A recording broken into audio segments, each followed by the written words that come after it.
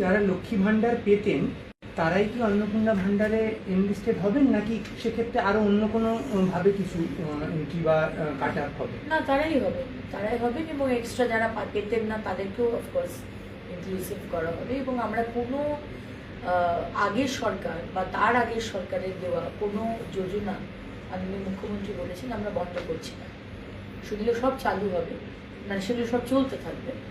এবং একটি বিষয় মাননীয় মুখ্যমন্ত্রী বলেছেন যে যাদের নামগুলো কাটা গেছে, যারা আমাদের দেশের নাগরিক নয়, তারা তো সরকারি যোজনার সুবিধা পেতে পারে না।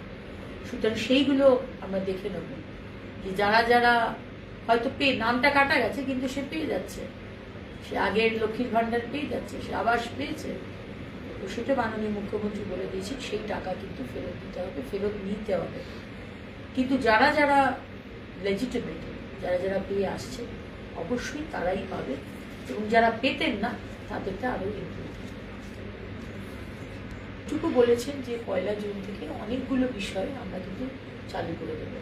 এবার আজকে হচ্ছে 10 তারিখ, সুতরাং হাতে এখন অনেকটা সময় আছে।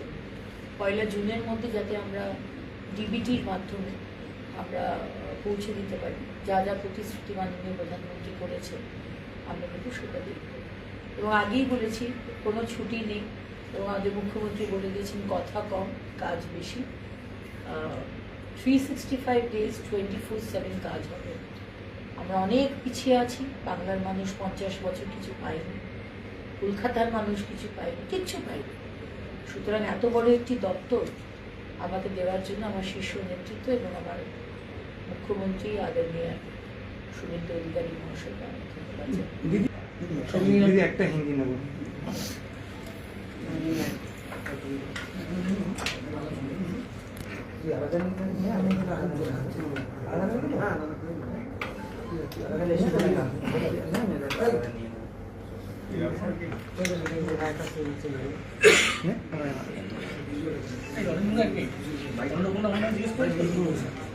ওটাই মেন প্রশ্ন তো।